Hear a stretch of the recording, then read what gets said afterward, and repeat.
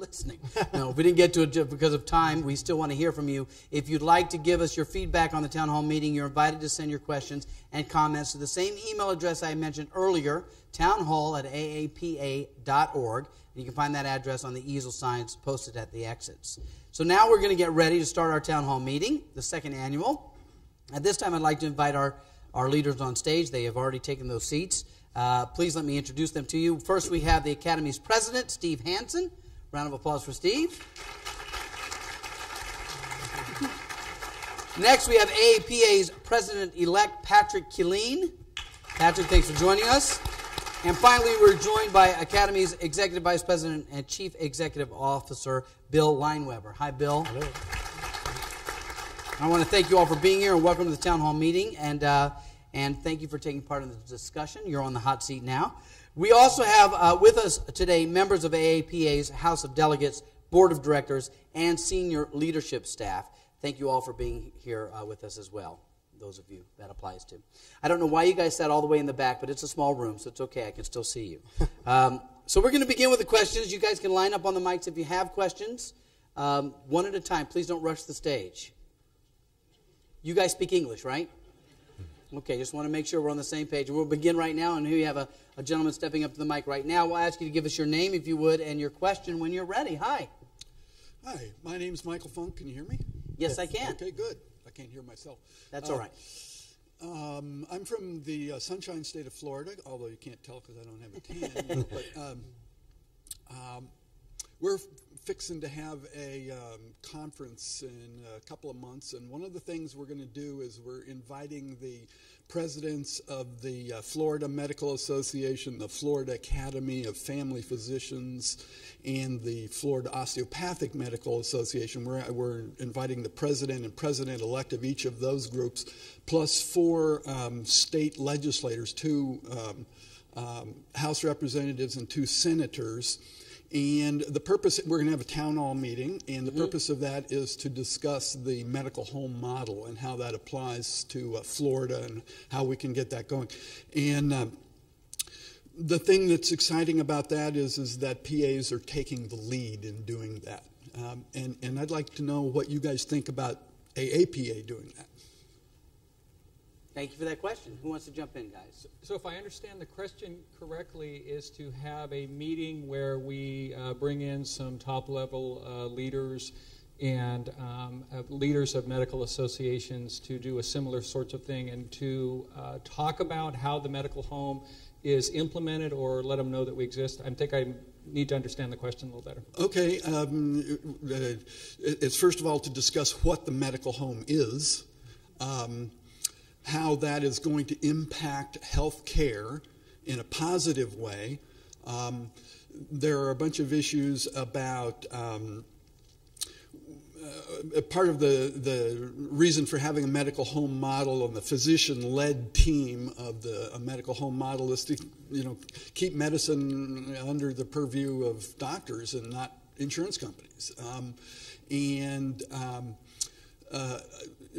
Those are some of the kind of practical things. We're also going to invite every media outlet that we can let know that we're doing it, because it really is pretty important information that needs to be heard by everybody in the state of Florida, at least. I just think that there are other professions that get a lot of press, and they're competing with physicians for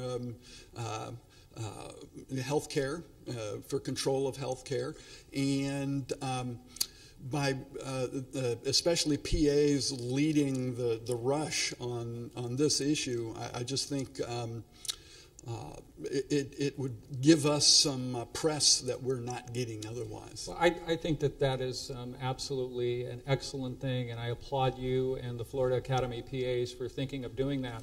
As you know, we've been leaders in this area on making sure that PAs are named in the legislation for chronic care management in the medical home. And we were very proud of our accomplishments through our Government Affairs and Reimbursement Committee, Committee Chair Jim Carney our staffer, Sandra Harding, and hundreds and thousands of PAs who under grassroots work to get those changes. But as I said in my speech in the general session, now the hard part really comes, because what we have to do is we have to figure out what health reform means not only for the patient, but also for what it means for the profession. And we're committed at the AAPA to doing everything possible to educate not only our members, the profession, but the public and legislators to make sure that we are included in every aspect of the rollout and implementation of that. Thank you. Thanks for your answer. Guys, any comments to that, or should we go to the next question? Sure. And while, guys, feel free to just jump up and, oh, great, I have questions here if you're not ready, but if you're ready, ma'am, we'd love to hear it. Tammy Webb from Georgia, and I've been an AAPA member probably 28, 29 years. And there's been a lot of changes going on at the AAPA, and change is good, change is often uncomfortable, but there's a couple of things that I have concerns about. One of the things from the first time I became involved with the AAPA that I thought made us a really unique organization was the relationship of the members to the staff. The staff were involved with the members. There was a lot of communication regarding who the staff was. The staff was passionate about what we did. You know, they were almost like honorary PAs and how passionate they were. Over the past year, there's been lots of staff changes, and, you know, we don't know about that. There's no announcements made. You might read an article where you see somebody's name and you're going, oh, well, what happened to so-and-so? This is not a name I'm familiar with. So I'm wondering, is there a whole philosophical change about how we're going to deal with staff? Is it no longer considered important that members have any relationship with staff? And then a secondary question about communication. Also, in the reports, we saw that there were a lot of cutbacks in terms of budgetary things, but there hasn't been a lot of communication with the membership about that either. So are we in serious budget crisis? Are these some temporary setbacks? And what does the leadership see as a way they can improve communication with the membership so that we're staying more up to date on these issues? Thank you. Thank you for your question. You're all looking at me. You want to take the first part? Take the first part. I'm happy to respond. Thank you, Tammy, for the question. I appreciate it. First, let me say that I don't think there's been any change in the passion and the commitment that AAPA employees bring to their job. If there's been a change, I would compliment our staff, and I think that that's only grown and become stronger over the last couple of years.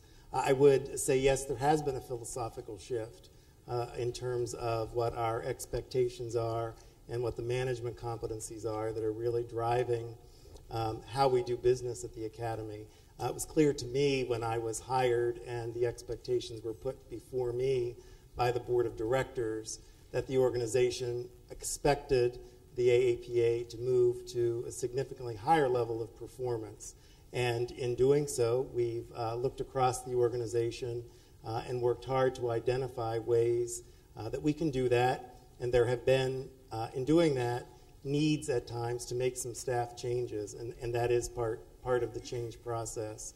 In terms of communication on those issues, I don't know that we do routinely send out staff change announcements, and that's certainly something that we can look at, because I think it's important that when folks are trying to be in touch with the right people, that they know who those folks are and what their responsibilities are. So if that's not clear through things that we've communicated or resources that we've made access to via the website and our staff listing, et cetera, that's certainly something that we can improve upon and would be glad to do so.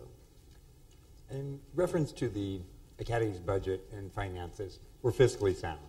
That's the most important thing to note right up front. Although we clearly have had a significant loss of $1.5 to $1.8 million of pharma money as a result of some of the pharmaceutical changes, we're very sound in that sense. As a result of that loss, and as a result of the market issues that affected every organization in healthcare and every other organization, your own pocketbook, yeah. You know, we had to make some fiscally restrictive changes, and that included on some of the issues on not hiring new staff, on issues within the board, on how we function, and we decrease our travel, committee travel, and other groups and organizations. So it became a really fiscally responsible part for the board to look at. But we are very sound in that sense, and we have a good future in front of us with our increasing membership and numbers, hopefully. Thank you, Tim.